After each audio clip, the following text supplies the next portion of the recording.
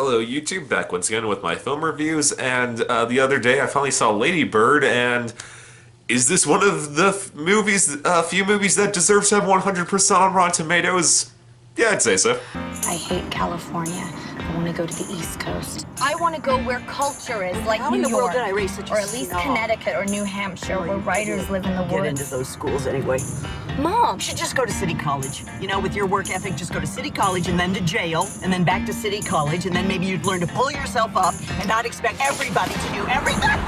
So, Lady Bird, it's a coming-of-age story about a girl named Christine who calls herself Lady Bird, and it's her trying to go to college in New York even though her mother wants her to stay in the state, and that's the plot of the movie. Let's get into the good and bad of this movie. So, the good. Saoirse Ronan as the main character, Lady Bird. Well, what I always gotta say, I'm always so amazed by Saoirse Ronan, just how perfectly she's able to hide her incredibly thick Irish accent. I would have no idea that she was Irish if I didn't already know that beforehand, but yeah, she's able to hide it perfectly, and I just give her so much credit because her character is kind of a selfish ass throughout this film, but she is so in a very relatable way, which makes it really funny and her a really lovable character. So Saoirse Ronan's great, but it's not just Saoirse Ronan who turns in a great performance. Laurie Metcalf as her mother, she's wonderful in this film. She also has to do a very difficult part in which she is kind of comes off as incredibly hard on her daughter during the entire film, but she's always likable because you can tell how much she does love her daughter deep down, no matter how many horrible things she says to her at certain points or how hard she is.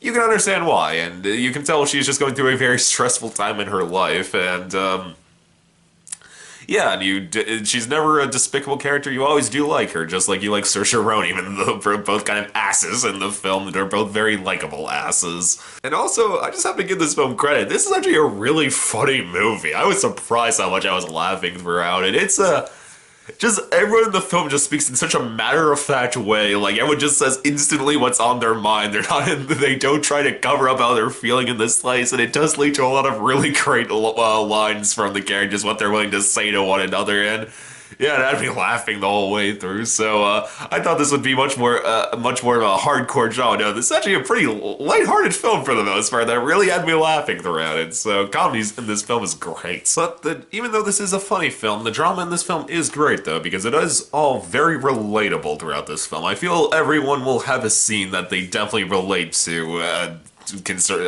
Looking back at that point in their lives in which they were finishing high school and moving on to college. Like, there was one monologue Saoirse Ronan gives about when she drives a car by herself for the first time. I was like, yeah, that is exactly how I felt the first time I was able to drive in a car all by myself. That was really relatable. Like, there's also scenes when people are being awful to each other that I also think people find relatable. I think everyone has had the moment in their lives when they're arguing with their parents when they just want to say, how much money do you think you wasted on me? Tell me that number, I'll pay you that back later down the line, then never speak to me again. So yeah, this is an incredibly relatable film, and because of that, the drama in it is great. So to summarize my thoughts on Lady Bird, the positives: Saoirse Ronan, Laurie Metcalf. It's just a really funny movie, and it's also an incredibly relatable movie, and that's why I'm giving Lady Bird a very solid 10 out of 10.